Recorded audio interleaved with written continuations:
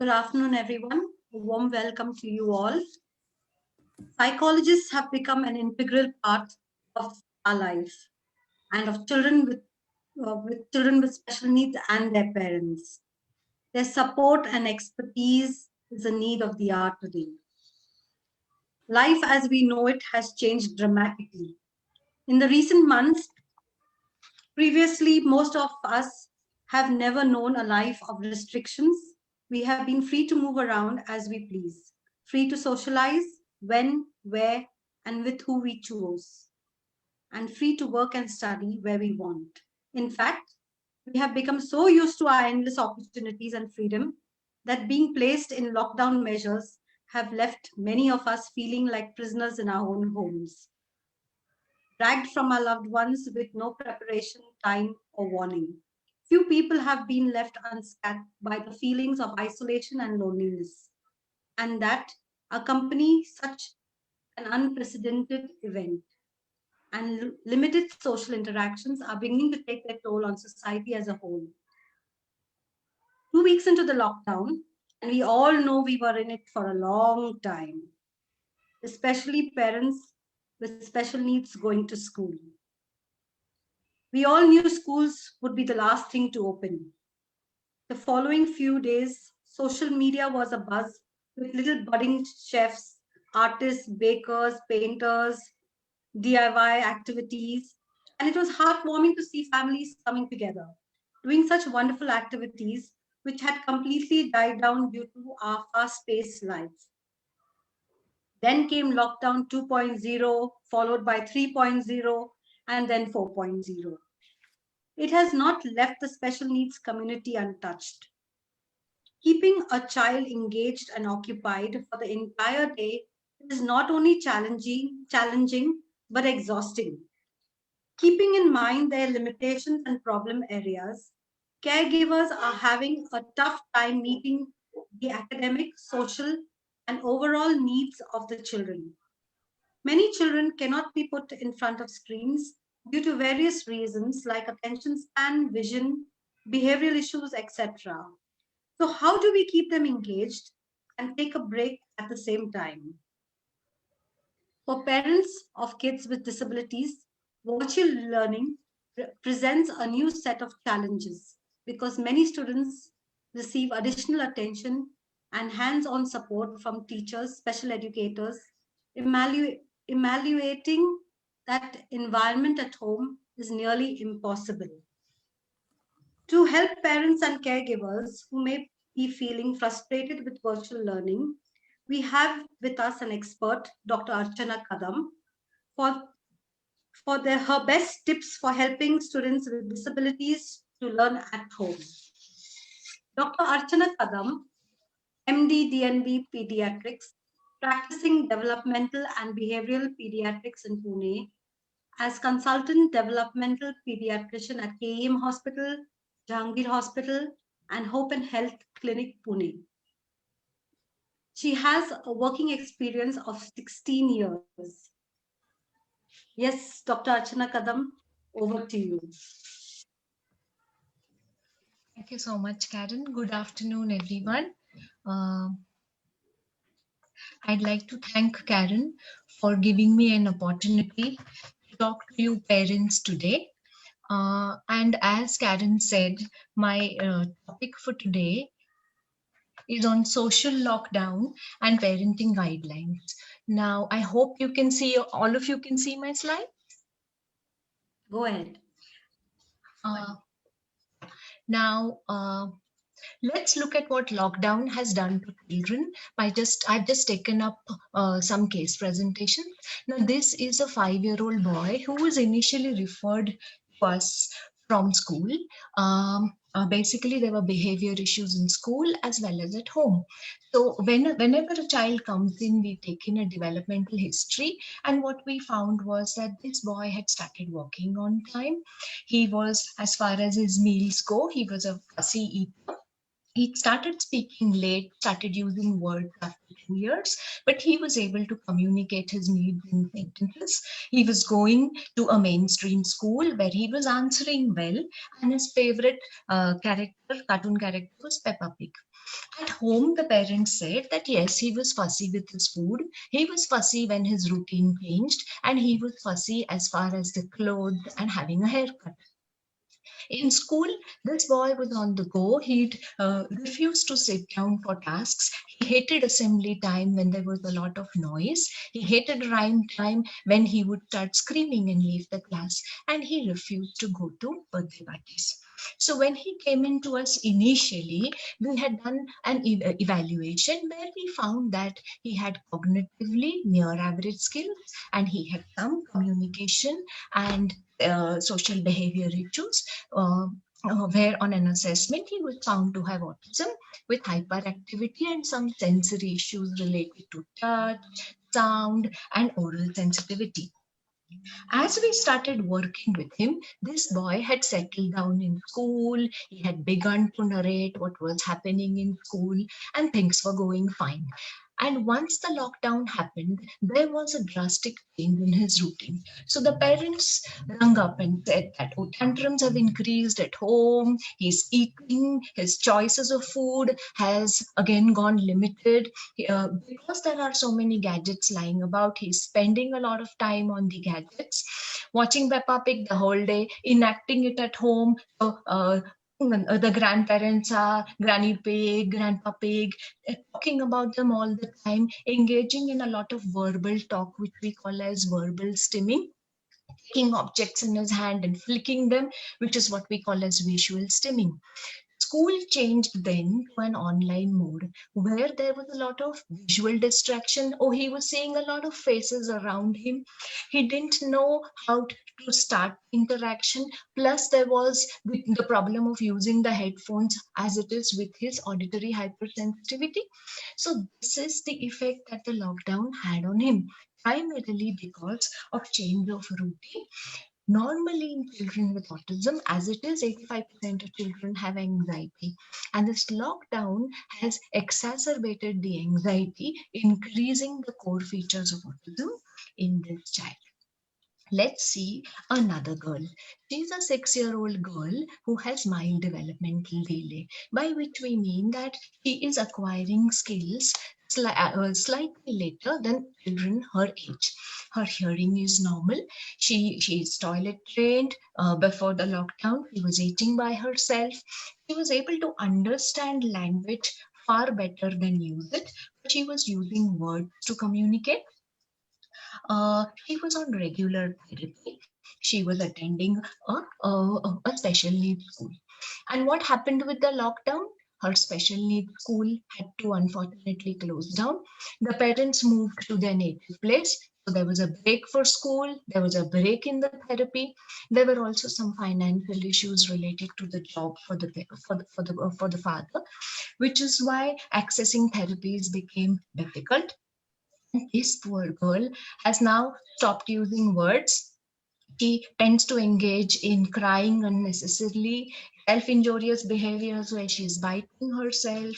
And though previously she was toilet trained, she is now having accidents. There is also sleep difficulties. So that is the huge impact that this social lockdown has had on our children.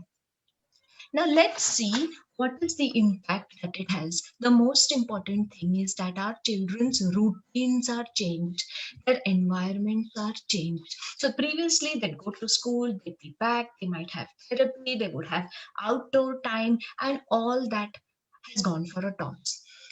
Learning modalities have changed. Like the boy in case number one, who has to now learn social rules of online class. And for child number two, where we need to come up with a plan for this child, which can be executed periodically. Also, children are caught up at home. There is not much outdoor activity which can be done without the concern of safety. Because they're at home and there are gadgets for learning, these children are, a lot of our children are spending more time on TV, iPads, mobile games. Also, parents are at home, parents are working from home. So we as parents tend to supervise the child's behavior a lot. So there is a lot of attention that the child is getting. The amount of reinforcement that is available for our children has become limited. So if the child is going to watch a gadget and get that sort of gratification, he's not going to get the same gratification in doing maybe a daily household chore. The other important, most important thing about the lockdown is that everything is uncertain. We don't have a time limit to tell our children when things are going to go back to normal, which is why the difficult behaviors of our children have cropped up. Anxiety has increased. Some of our children are now used to sitting at home, and now getting them out to go out and interact is becoming difficult. As we said, repetitive interests have gone up, and children are using those as thought blockers to block off their anxiety. Let's look at the effect of the lockdown on us parents. One, our routines have also changed. We are also caught up in confined space. We have limited reinforcers for our children. A lot of parents are working from home, so multitasking, managing work, managing to find out work, time to spend with the child is becoming a challenge. Previously, the onus of learning was shared by school, the counselor, the therapist, the friend support, and the parents. Now the onus is entirely on the parents. Also, there is the physical illnesses that have come up, the worry about self, about others, and in general worry has gone up. There is a stress of unexpectedly long and continuous stay at home. We are in all the time, and that becomes stressful. We can't meet our friends, we don't have our recreation, we don't have our support system which we can access as freely as we used to before. Also, like our case number two, there was loss of specialist input which was coming in terms of regular therapy and school, and for a few parents, loss of finances as well. For doctors and therapists, working in the lockdown has also been a challenging period. Now, most of the tools that we normally use, we are used to working with the children hands on. So, we are guiding you hands on. The disadvantage of online is that we are not able to do the hands on. But the advantage is that we are able to see the child in his natural environment. So we are able to see your reinforcers, we are able to see your toys, we are able to guide you with an individual program far better. Some of the tools that we use for assessments are the ones which were never tested before, but we have to do make do with whatever is available now. An online therapy or online school or an online program is the way to go on to keep the momentum of work going. Now, let's look at some tips for parents on how we can do things better at home. Now, the most important thing that our children with special needs need is tips on hygiene. Now, we keep on talking about our children need to wash their hands. So, when we are not clear, like I have this boy with autism who was told that we can wash off corona by washing our hands, but no one told him when to do it. So, he got anxious and engaged in obsessive compulsive hand washing. So it's very important to teach our child the right way and when to do it. Now, using pictures is a beautiful way to put things across to our children. We teach our children to cover their nose and mouth with a handkerchief or a tissue while coughing or sneezing. We teach them to wash their hands with soap and water, and you have a beautiful visual image which we can freely download and use. When do they wash their hands? When they're back home from being out, before and after a meal, and after using the washroom. So keep these five so the child knows when he needs to wash his hands. Also, our children are very good at imitation. So if we do and show them, we are perfectly sure that they will not make a mistake. Now, let's look at some strategies for planning a routine. Planning a routine, I think, is the biggest challenge for us working from home. Now, when we make a routine, we need to remember that we need take the other siblings who are at home also into mind. So we can have group activities, a group tour that we can do together. One way to go about is walk around the house and look at what are the things your child likes. Those are the reinforcers, and make a list and then grade it. Like something which is okay, okay is reward number one. Something which is top reward, probably Peppa Pig for our first boy, would be reward number five. Now, reward number five needs to be preserved for a special activity. So make a menu of the rewards which the child gets on task completion or for facilitating communication, and use your special rewards at special times only, so that your child needs to earn that reward. There are a lot of social stories available online for social stories for safety, social stories for rules of online class, which can be taught using pictures. I have few resources after a little while. Now, in our routine, it's important to have meal time, exercise time. Our sleep pattern of our children needs to be similar to the pattern that our child had when he was going to school.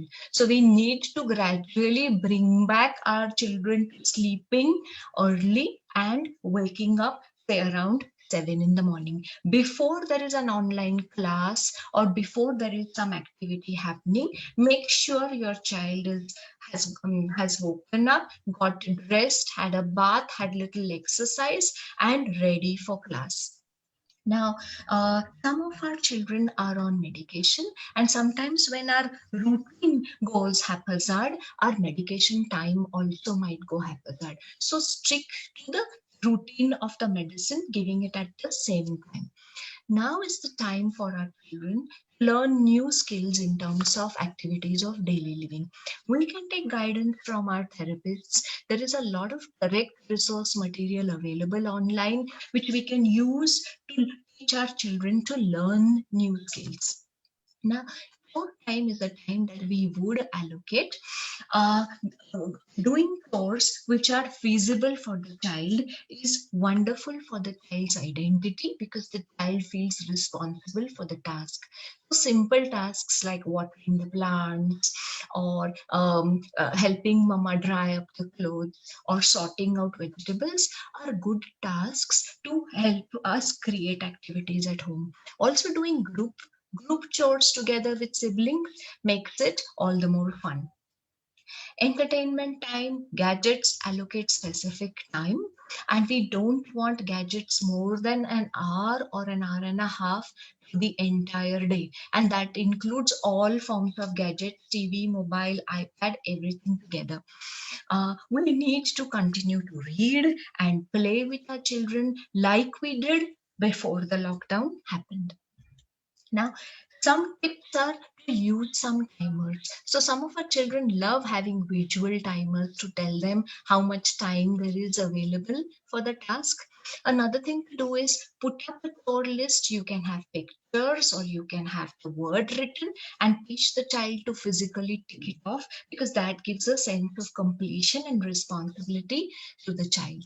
When we say social distancing, for our children, we need to teach them what is social distancing. So for an older child, spread your hands out, and that's the distance you should keep from the other person.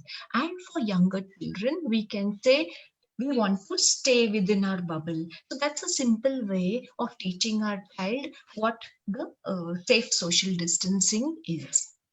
So make a predictable daily timetable. Don't break your child's routine. Maintain a basic routine for sleep and wake time, play time, TV time. Teach daily activities. Ensure that the child feels secure and not anxious, and ensure adequate physical activity time. These may be simple activities, motor activities, which are feasible and fun for our child. Now, in younger children, we could use pictures to set up a routine. You can have a visual timetable that you can put up. In slightly older children and children who can read, you can put up a visual schedule which has timing put up there. Now, the yellow bars indicate chore time. The red bars indicate the meal time. The black ones are the school or tabletop activity time for younger children. You have the blue, which is the sensory break or the exercise time. You have favorite activity time, which generally we would place after the quiet time. So you have lunch, then you have a quiet time when you get to do an activity which you like maybe a puzzle or reading time, and then you have your TV time, which is then followed by the next set of items. So this is just a sample, and every parent can modify and use it to their convenience. Now, a lot of older children are feeling scared about what they're hearing about the virus and about how it makes us sick. And it's important as parents for us to remember to tell our children that it's all right to feel scared. It's important to be honest with our children and share facts with them which are developmentally appropriate for our child. We need to tell them that there are a lot of people who are working hard trying to keep us safe. If we follow our prevention and safe practices, we are going to be okay. Silence and secrets is not useful because that only tends to increase the anxiety of our children. Watching news has become a dreaded time, and it's important to figure out what we want our child to see. Sit down and see it with our child only once in the day, not throughout. Because that again tends to build up our child's anxiety, and some of our children may not be able to verbally tell us, but they might reflect it in their behavior. Now, some tips for parents to remember: it is hard, it is very challenging for us to adapt to this new routine, but we are resilient, and probably this is the time for us to rediscover ourselves. We need we need to share our household responsibilities. So don't take up everything on you. Share it with whosoever is at home, and have a support system to help our children feel secure and also help us feel secure. Find time for yourself. So there will be different activities that we might do now that we are confined at home, but make sure that you find time at least about an hour for yourself to do what you like, because that makes us happy, and if we are happy, our child is automatically going to be feeling happy and secure. But if you at any time feel overwhelmed by the situation, do seek help. Also, you too have a normal sleep routine.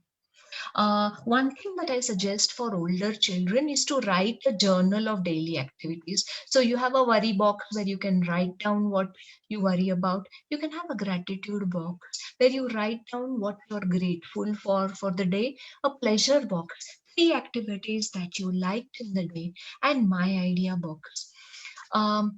Not only does it work for children, it also works for us adults. So writing the journal also helps us rethink our thoughts better. Important to remember, we can't control the situation, but we can control our own actions.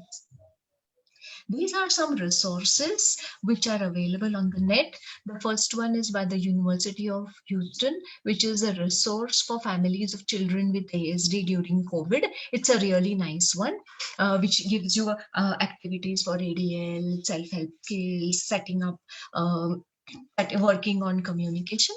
And there's another one which is brought out by UNICEF, using a fantasy creature called Ario. My hero is you, how kids can fight COVID-19. So this teaches how children can protect themselves, their families, and friends from the corona.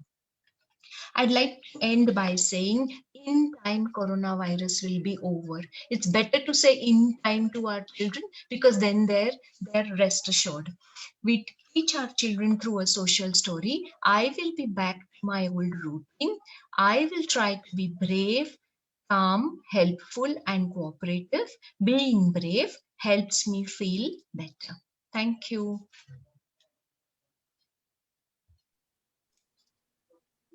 Thank you, Dr. Archana. That was an incredible takeaway for the morning.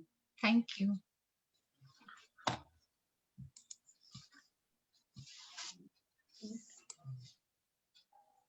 We have now with us Mrs. Bindu Patni.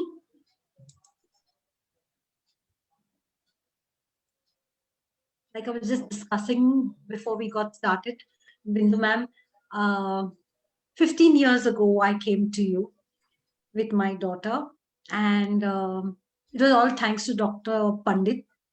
She was going through something called school phobia, and she would see her uniform and really get upset and scream and shout. And we asked him, what do we do? How should we handle this? And he told us, take us straight to Mrs. Bindu Patni. She will handle it perfectly. And we came to you, and we really didn't know what was happening and what to do. And within, I think, 3 or 4 sittings with you, Maya was back to school. She was doing her daily routine and she was back. It was like you had a magic wand and with the child, and it was just gone. Then I remember again, we brought her 2 years later again to you for some other behavioral issues. And yes, you waved your wand again and it just disappeared and never came again. So it was just amazing. I mean, what you did. So yes, counseling, Maya gave her an opportunity to talk about her feelings without the fear of judgment.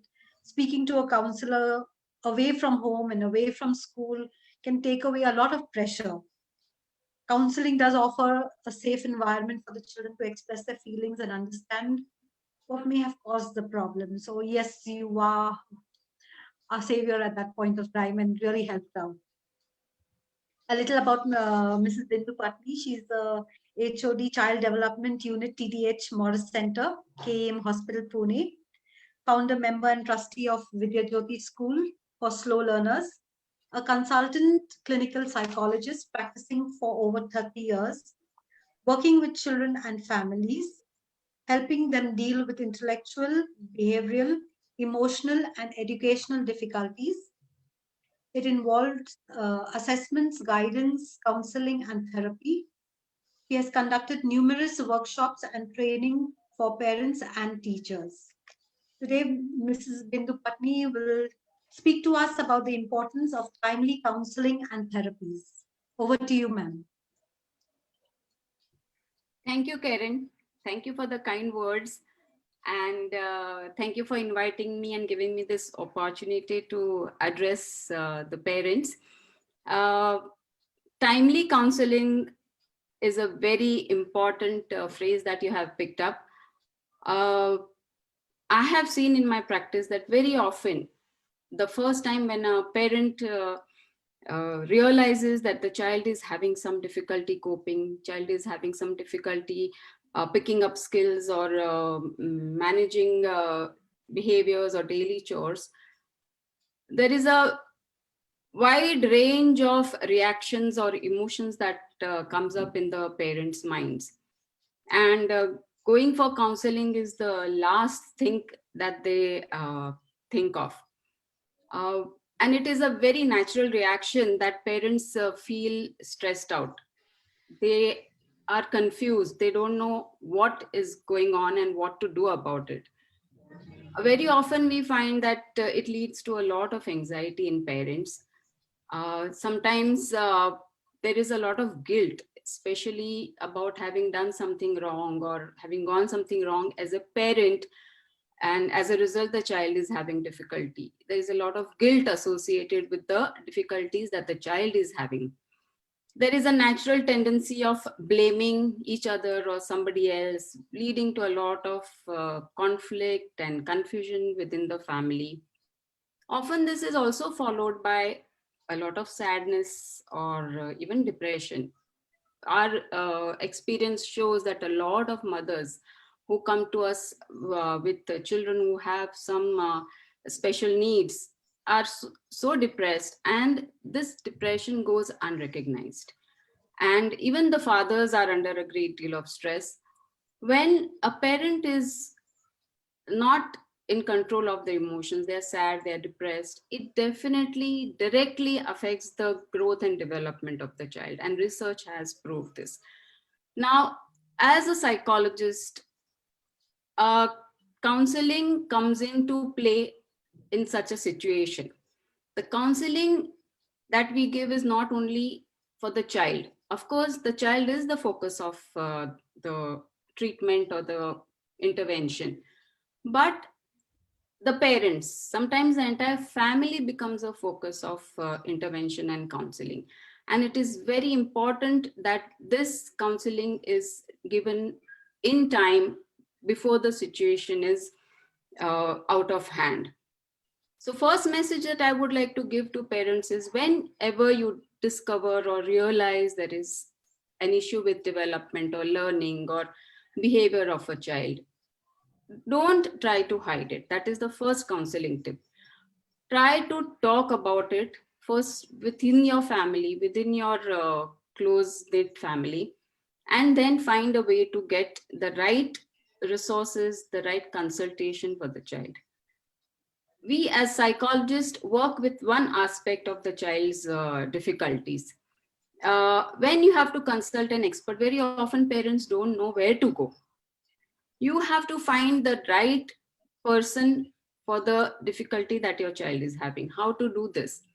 Your family physician might be the right person to guide you. Your pediatrician might be the right person to guide you. Even sometimes your school teacher or school counselors, they also know a lot of resources. You can discuss with them. But very often the tendency is to not tell anyone, to hide that there is an issue, because there is a lot of anxiety behind it, and it is very understandable. But the more you go out and seek help, the better the outcome for the child and the family will be.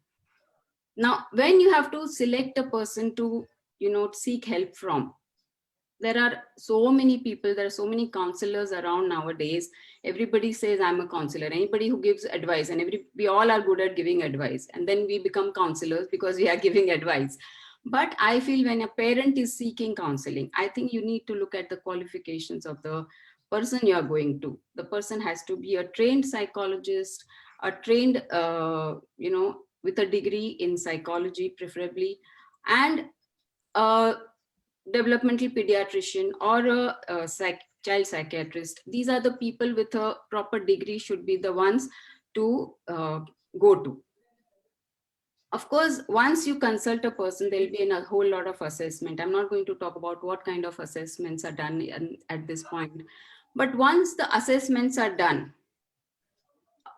the role of the psychologist doesn't end there. Actually, the role of a psychologist begins once the assessments are done, because the assessments tell us a whole lot of things about the child. And this information is so crucial for planning the future of the child.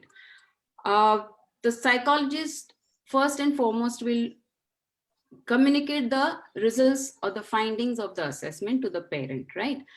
Because very often what assessments are done are all technical assessments. The terms used in the reports, parents don't understand. So we as psychologists would counsel the parent as to what we have found while assessing the child. What are the strengths and weaknesses of the child? Which are the areas we need to work on? Which are the areas we need to strengthen?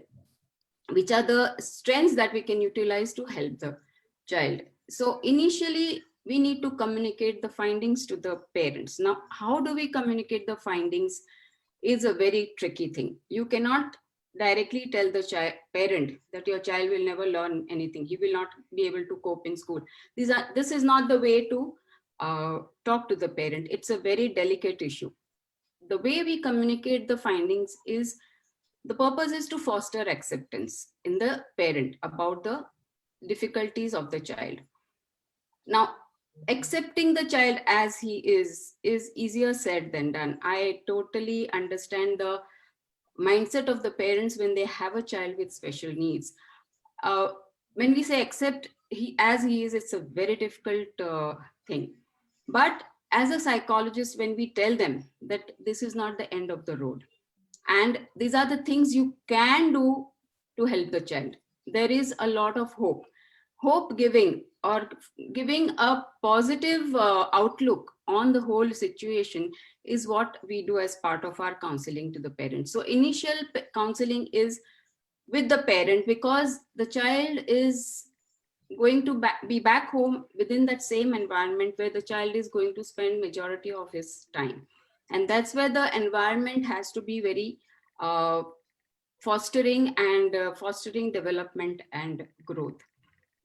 If you provide some kind of action plan to the parent, that is the first thing, and that helps raise some hopes. The anxiety reduces when the parents know that, okay, I can do this, I have to do this. When there is a action plan in front of the parent, definitely it helps deal with the anxiety. It helps them look to the future, and it tells them to act and plan ahead. This is what empowers the parent and gives them a sense of control over the situation. When there is a sense of control, all the other negative feelings and emotions are definitely controlled. When we are talking to the parents about or counseling them about what the child's issues are or what can be done, the educational aspect is one very important aspect. Very often the child is very unhappy in the current educational setup, as I think in case of Maya it was. Sometimes the child is a misfit in the setup. So the type of educational expectations or demands in a particular school, finding the right kind of educational setup, the right kind of curriculum, the right kind of school in itself is a very positive step in the right direction for the child's self-esteem and his ego.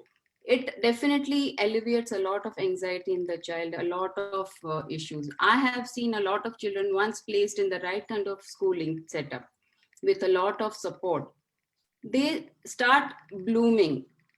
There is a smile back on their face only because they are in the midst of children who are similar, children who are like them, and they make friends, they feel accepted, and there is a lot of learning that starts taking place, academic learning, because their emotions are in the right place. Sometimes we also have to counsel the parents about if any other consultations or evaluations that the child might need. Very often we have to refer to them to a pediatrician or a developmental pediatrician if the child needs any kind of medication. Sometimes even genetic counseling is advised if parents are planning on a second child. And of course, giving information about appropriate therapies which the child may need. Once the parents are given this sort of a plan of action, sometimes I have found that there are a lot of maladaptive responses which come up in the parents. Some parents get overwhelmed, some parents get scared, some parents just withdraw and avoid facing the situation. Some parents immediately go to Google, start searching on the net. There is over information, which also causes again a lot of anxiety. In such a case, I would like to advise you just, yes, get educated about the difficulty your child has, get information, but don't overdo it that you don't know which information applies and which information doesn't. There is so much of information and misinformation on the net. I would suggest stick to your consultant or your therapist and ask them the right questions if you need more information, and visit those websites which they recommend. Very often I found that parents go around shopping because they are not happy with something that one therapist said. They go to another till they hear what they want to hear. This kind of shopping around also creates a delay in the right kind of help that the child can get. Time is wasted, and some of the disabilities or difficulties, if intervened at the right time, you find maximum improvement. So don't lose time. That is my advice to you. One more danger sometimes I have seen is in parents who feel responsible for the welfare of the child and they overstimulate the child. They do so much for the child. I mean, they spend all 24 hours trying to improve the child, improve. And because of that, they run from one therapist to the other, do this, do that. In the process, the parent also gets exhausted, the child is overstimulated, and that also is sometimes detrimental to the ultimate outcome. Now, when we refer parents to therapies or appropriate interventions, there are various kinds of therapies which are available around, various kinds of interventions depending on what the difficulties the child is facing. If there is a motor delay, then the occupational therapist, physiotherapist have to intervene. If there is a speech delay, then the speech therapist. If there is autism spectrum disorder, then autism therapy, ABA therapy, and sensory integration therapy. The list goes on and on and on. Now, how does one parent know where to go, what therapy to give, and what exactly happens in these therapies? How does it work? Psychologist generally intervenes in case of emotional difficulties, behavioral difficulties, through play therapy, group therapy, counseling with the child, counseling with the parent, and sometimes even counseling the whole family, including the siblings. Now, how does this kind of play therapy work? Often parents tell us that, oh, you are playing with the child. We can do this at home also. But it is very different. Play therapy and playing at home with the child are two different things. The play therapy setup is a therapeutic setup where the child is given unconditional acceptance with very broad boundaries for expressing himself or herself. The child has to feel free to do and express what he wants in a therapeutic setup, which at home may not happen. The child has a lot of freedom to choose what he wants to do, say what he wants to say, and without fear of getting reprimanded or punished.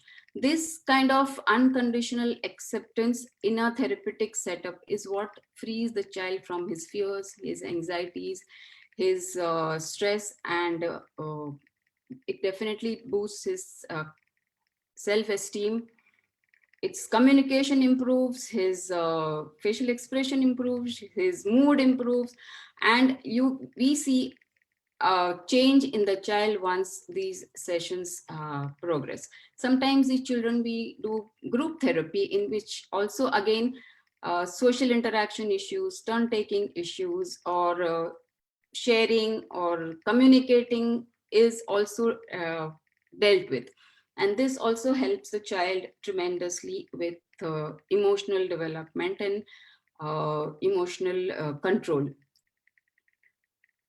Sometimes children who have a lot of behavioral issues, tantrums, or aggressive behaviors, or anxiety, school phobia, or any other fear related issues, selective mutism, all kinds of emotional issues. Also, we use behavior modification or appropriate reward and penalties, and set up a program by which we can control the child's maladaptive behaviors, temper tantrums.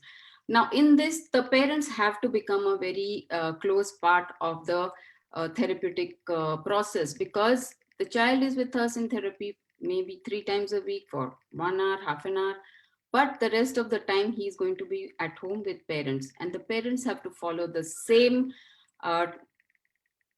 reaction, same behavioral patterns in order to reinforce the same behaviors in the child. When we are talking of all these therapies, I mean, how many therapies can a child take at the same time? One needs to prioritize, and that is what we guide the parents about. You cannot start all the therapies at once. It creates a lot of burden on the family. Not only financial burden, of course, all therapies are expensive, commuting is expensive. It also creates a lot of physical burden from running from one place to the other, taking the child. Sometimes you have to carry the child if the child is not mobile. A lot of daily routine chores which a parent has to do for the child, often including giving a bath or feeding. All these burdens, and not only the physical burden, but there is a lot of psychological, emotional burden that the parent and the family is facing. Sometimes we have seen that the whole family unit gets disturbed because The special needs child takes up so much of the parents' time that the other siblings, normal healthy siblings, don't get the right time. They don't get the attention that they also deserve because they are also children. And this kind of imbalance happens in the family, which sometimes we need to counsel the parents about. You cannot overdo something for one child, and it is not good for the special need child also. We have seen families getting displaced also, like because certain therapies are not available in a small district place or small town. We have seen mothers who have shifted to bigger cities with the special needs child, and the rest of the family is left behind. This kind of displacement of family for schooling or for therapies can also cause a lot of stress, and that is where the psychologist can really help guide and be of support. uh, when we are talking about all these possible therapies and all these possible ways, what is the way out? What is the way out for the parent in a complex situation with so many demands? As we always say, first and foremost thing is to, the parent has to look after himself or herself. Look after yourself. That is the first thing. If you are stress free, if you are confident, if you are physically fit, then only you can be of help to the child, because it's a long process, it's a long road ahead, and you need to look after yourself. That is the first thing. Second thing is, seek support from wherever you can. The tendency to hide or not tell anyone is often detrimental to the entire process of therapy. So, seek help from the family, immediate family. Let the entire family pitch in order to look after the child, including your husband, your extended family. Even siblings can pitch in to some extent. So take support, don't take everything on one shoulder. uh, you can seek support even from the school. Very often I tell parents that share the findings, share the report with the school, the teachers. Unless they know what the difficulties are, how will they help? So unless there is a very strong reason for not telling the school, always suggest that share your difficulties with the teachers. Nowadays the whole school system is so geared towards giving extra help, extra remedial help, extra uh, uh, provisions to these children. So always share and seek help from as many quarters as you can. The other important point I would like to suggest is claim benefits. The government is giving a lot of benefits now to these children, including financial.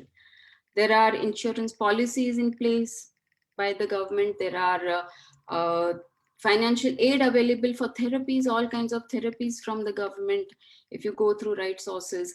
So claim benefits, seek financial help. There is no harm in it. There is no, because it is an added burden. It is a long-term process, and it is your right to claim the benefits. Uh, Being a part of a support group, I think the Buddy Center is a sort of a support group which has come about over the last few years. Being part of a support group, sharing and caring, sharing your difficulties, sharing your joys, sharing your experiences with other similar parents and children in the society is a big source of support and consolation. So because that's where you can even get help, you can come to know about a lot of resources, you can come to know about and you can be of help to others. And that is one very positive thing that you can do by being of help to others, which is a very gratifying and uh, positive thing about being in a support group. uh, as your child grows, the issues, the difficulties are going to change. When a child is 5 years or 10 years or 15 years, the set of difficulties are going to change. And hence, the counseling process with the child and with the family is going to be an ongoing process. That is one thing we need to remember. Whenever the child is growing up, different sets of problems will emerge. When a child enters school, when a child enters puberty, adolescent, a new set of problems crop up. And again, you need counseling. So there is no harm in going back and seeking counseling at different ages for different issues. And one needs to not only take the child for counseling, but the parents also need guidance from time to time. So I feel counseling has to be an ongoing process, and it's not like 2 sessions of counseling, 5 sessions of counseling is the end of what we can get. So have contact, have connection with the counselors, and from time to time, keep going back to them.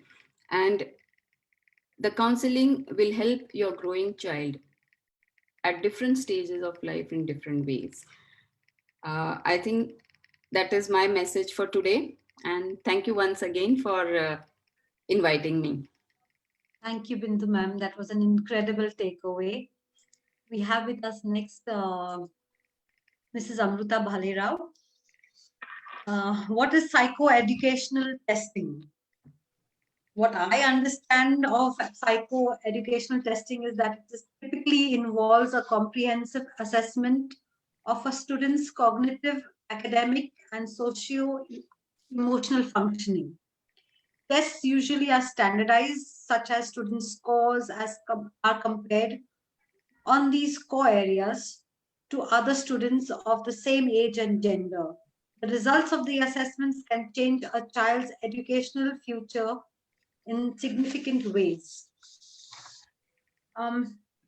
Amruta Bhalerao is a BA, MA clinical psychologist. She's done her master's in personal management, counseling course, and rational emotive behavior therapy and counseling skills course from Institute of Psychological Health, Thane. Presently pursuing a post-graduation diploma in education of gifted strategies and methods from Pune University. She's presently working with TDH Morris Child Development Center, KEM Hospital, Pune, and Forbes Marshall Kasarwadi Child Development Center under corporate social responsibility activities as a clinical psychologist and counselor since the last 16 years. Working at Hope and Health Clinic as psychologist with Dr. Archana Kadam and Dr. Sandeep Kadam. Also working with Dr. Jai Joshi, Dr. Ram Dongade at Shaishav Hospital. Over to you, ma'am. Thank you, Karen ma'am, for inviting me for this topic. Now I'll just start my assessment lecture. My topic today is psychoeducational testing and what the parent should know. So again and again, we are talking about assessments, psychological assessments, and testing procedures. And now we must understand that what is the need of the assessment, why assessments are done, why do doctors refer the children for the assessments. Because what is assessment? Assessment of ability is generally done through studying a sample of behavior or ability, just like a blood test. We can't assess a child for a whole day or 4 days or 5 days or for a week. We can assess the child's sample behavior in 1 hour or 2 hours of a limited time period, and we can do psychological assessments in that time period of time, and then we can assess the child from his sample of behavior. And why the assessments are done? Because assessments are very, very important, as they help us in deciding correct counseling processes. We can give proper guidance to the parents. We can decide simulation programs for the children. We can give individual education program. I'm not going to talk in detail about all these things because Bindu ma'am has already explained about these some of these points. But you can see here that if we do assessments, It helps us in early intervention, which is very, very important, because if we pick up the problem early, we can help the child in a better way. So if we assess the child properly, then only we can go for correct kind of intervention process. Sometimes for diagnosis of the problem, classification of the problem, also the assessments are done. Uh, Sometimes for training and development, sometimes for career planning, to give them proper guidance about their careers. After 10th or 12th standard, also assessments are done. I'm going to talk about it in a while. And after doing the assessment, we can give tailor-made recommendations to the specific child and for his specific problems. So after doing assessment only, the counseling process starts. We cannot counsel the child directly whenever the child comes to us, because testing and counseling goes hand in hand. We clinical psychologists generally assess the children first, and then we start counseling the parents, because we cannot counsel the parents just by looking at the child, or just by whenever the parents tell us their problems. Generally we go for a few kind of assessments first, and on the basis of uh, results of the assessment, as Bindu ma'am told you, we give them the plan, and then we start the process of counseling. um, Now, again, clinical psychologist, Bindu ma'am has already talked about it, that there is a difference in any counselor and a trained clinical psychologist. Generally, we have a degree in entire psychology. We have psychology specialization, and then we do the specialization in clinical, specifically. Uh, Specialization in other areas of psychology, they are also they can do counseling or the other things they can do with the children, but generally they are not authorized or trained to do the assessments which we do. So generally whenever we want to do assessments, we have to go to a trained clinical psychologist. um, Again, this point is very, very important. Rehabilitation Council of India, that is RCI, RCI is a organization where we all professionals register ourselves. So we should look for RCI registered professional. And whenever we certify our children for 9th and 10th standard, and even 12th standard, for getting some concessions for the certification process, we need to do the assessments by proper RCI registered psychologists and RCI registered centers. So this point is very, very important according to me. And why I'm emphasizing a lot on this point, that because choosing a correct person or choosing a correct psychologist will solve your problems up to some extent, because you will get a proper help and proper guidance. You should look for experienced person, and experience in working with children is very, very essential, because we really assess very, very small children. We start our assessments from 3 months of age, and we do till adulthood. So you can understand that if we want to assess a very small baby of 3 months or 6 months, or even 3 years, 5 years, uh, for rapport building, for handling their mood. Sometimes they start crying, sometimes they feel very uncomfortable in doing few things in therapy kind of a environment, or hospital environment. So eliciting best response is a very, very great challenge in front of the clinical psychologist. So generally we try to do it because of our expertise. Then who refer the children to us? As Bindu ma'am said, developmental pediatricians generally refer the children to us. Pediatricians, neurologists, child psychiatrists, sometimes school counselors, teachers, uh, special educators, sometimes orphanages also, they also refer their children to us. Whenever they admit their children, they send their children to us to do their intellectual battery of assessment. And then before adoption also, we do IQ tests of these children. Sometimes neighbors and relatives are also refer the children to us because they come to us, and then because of mouth publicity or some kind of that thing, they tell their friends that I went there and I got benefited. My child is in a better position now, so you also should take the opinion. Sometimes it happens. But picking up the problem in a quick way or in early age of the child is very, very important. So I'm very happy to say that nowadays parents are also referring their children on their own. Nobody is telling them, but they are picking up the problems, maybe because of awareness on social media, good school systems, growth charts, books, WhatsApp groups, and many other things are there. So I'm very happy to see such a parent in the clinic who tells me that, see, madam, my child is 1 year, 8 months, and my child is not pointing, or my child is not talking yet, or my child is not looking at me. His eye contact is less, maybe, or the child is not walking, child is not talking, and the parents are coming to the center on their own. So I can see this change, and I'm very happy to see this change.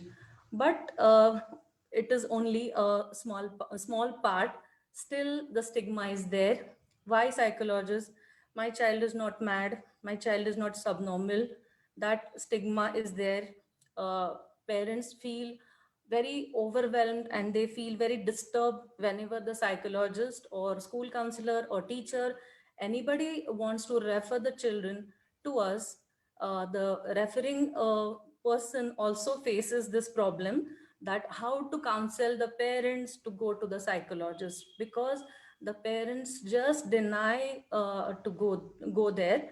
And sometimes that name also is disturbing for some children, some parents. That is, we call our assessments psychoeducational assessment. So that is also disturbing for parents. Psycho means my child is not psycho, means my child is not mad or something. Why should I go to a psychologist? So I know that it's very natural for the parents, but society should also change its point of view, and slowly the changes are coming, slowly the positive changes are coming, so I'm happy. But we need to work a lot, and I think we all are working in the same path, so it will happen. So going to a psychologist is not shameful, as Bindu ma'am said. We should take help, and normal children also comes to us. It is not only for special needs children. We can find strengths and weaknesses of the child, and then we can plan and enhance his abilities together, as we can give you a proper plan of the enhancement. Children need support of all professionals, parents, teachers. So everyone should work in a team for best results. I remember one example here. Uh, Psychoeducational. Generally, the school counselor writes that she refers the children and she writes the name of the test as psychoeducational assessment battery. And here some of the parents, they feel very, very bad. I still remember one mother, that she was adamant on not going for the assessment for 2 years. She was fighting with the school for 2 years that my child is not mad, my child is very, very intelligent, but only he's not able to read, or he has some issues in his writing. But why are you telling me to go to a psychologist, and why are you telling me to do this psychoeducational? uh, the name of the test was just very disturbing for her, and she was not able to understand the school psychologist's point also. Then the school made it compulsory for her, and school told her that you have to give me the report of this assessment, then only I'll continue to the school. And then that lady came to the center, and later on she saw all the process. And then when I told her that her child's IQ was above average, that is, her child's IQ was around 112 or something, that is above average, and only he was having a specific learning disability in reading and spelling. And then the remedial coaching was started, and the child started benefiting. And then she felt really very bad, and she told me that kash main 2 saal pehle aayi hoti, but sometimes it happens. So I request all the parents and all the professionals who are referring to us, the children, they should talk to the parents in detail that why the assessment is needed, and what do we do in the assessment part, or what why it is needed. It is not only for labeling the child or doing something. It is really going to help the child. We are not interested in labeling the child at all, and sometimes if the child is very very small, we don't label the child, but we are interested in knowing the strengths and weaknesses, so that we will get a start point, and then we can start working on that platform. So for that purpose the testing is needed generally. um, if a child is referred for a particular test, that is developmental quotient, intelligence quotient, learning disability, or autism spectrum disorder, behavior assessment, that assessment is also taken. Just I just missed one slide, just a minute. Okay, so what do we do in our process? In our process, we take detailed developmental history. Then we ask about home environment, family structure, number of people, maids, etc., daily routine of the child, whether the child is toilet trained or not, whether the child is independent in activities of daily living, his questions about his general nature, his habits, friends of the child, everything. So we try to cover all these things. So mothers or whoever spends the most time with the child, that person should come whenever we do the assessment. Why I'm telling this point?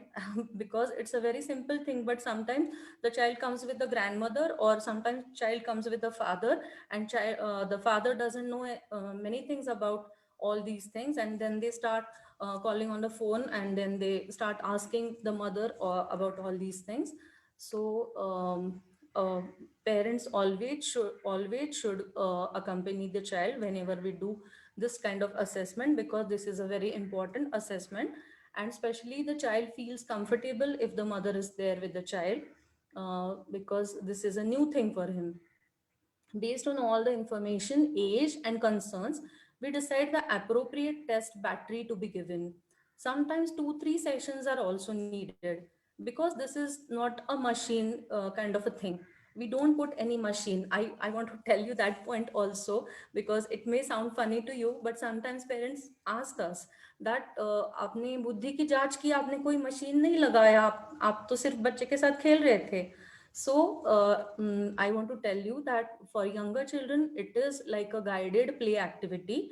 And for elder children, it's a mixture of some verbal activities, that is for few kinds of question answers, verbal question and answering, and some performance activities like puzzle solving or block designing or something like that. And we also do achievement test battery also whenever it is needed, and in that we assess child's reading, spelling, mathematics, and such things. So we don't put any machine on the child's head and assess his intelligence. uh, Choosing a correct professional, I'm not going to talk about this because Bindu ma'am has already told you about it. Mm, few things about the test. We can assess very small children also. We can do the developmental assessment, that is developmental quotient, that is 0 to 30 months. We can do IQ 2 years onwards. We can do for anyone. We can do achievement tests like diagnosis for specific learning disability or difficulty 5 years onwards. Then we use various rating scales and interviews. Parents and teachers are involved in this procedure. We also do aptitude testing after 10th standard for selection of suitable career path. uh, I just want to touch upon this one point that nowadays that fingerprint analysis is very very popular and many parents are going for it. But I want to tell you that it is not at all scientific, and it is published in the National Psychiatry Conference 2 years back that it doesn't have any research. It's not research based, and it is not a proper practice to assess the child on the basis of the fingerprint analysis. And Dr. Archana Kadam and Dr. Anand Pandit, they also never tell you to go for this assessment. It is very expensive, but it is of no use. Just time pass के लिए करना है, like anything तो कर सकते हैं, but it is not scientific. Many times parents ask us this question that suppose some therapist or some doctor sends them to us, and what if it is not needed? कि अगर आपके पास IQ test के लिए भेजा है और अगर जरूरी ही नहीं है तो क्या होगा? So I just want to tell that there is no harm, because there is no side effect of doing this test. Even if your child has zero issues, we can always help you to enhance his abilities, and we can understand the child in a better way, which helps in better and smart parenting. If issues are not there, we are going to tell you the same thing, that issues are not there. So don't worry about that part. Sometimes parents are worried that what if my child will not perform, or my child will not talk in the session, then what do I do? So we are generally trained to handle such situations, that what to do, how to elicit a best response from a child. And sometimes if the child is very emotionally disturbed, or child is very very shy, or if the child is having autism and he's not he has a fear of new places, then sometimes we start with play therapy sessions for for these type of children. Then we do 2-3 sessions of play therapy first, and then we go for assessments. So don't worry about that part.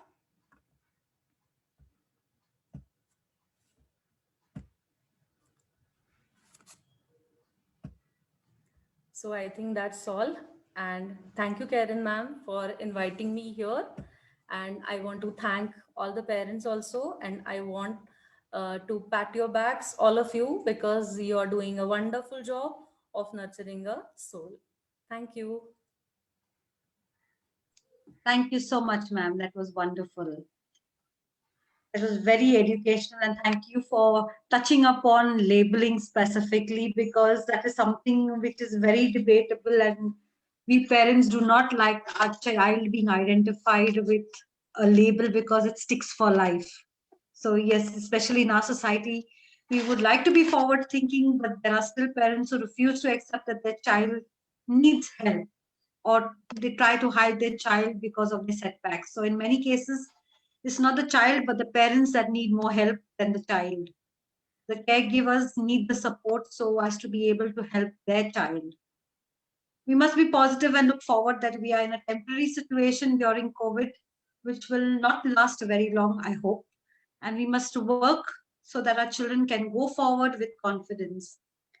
Just to let the caregivers know that they are not alone and are not struggling alone. They just have to reach out for support.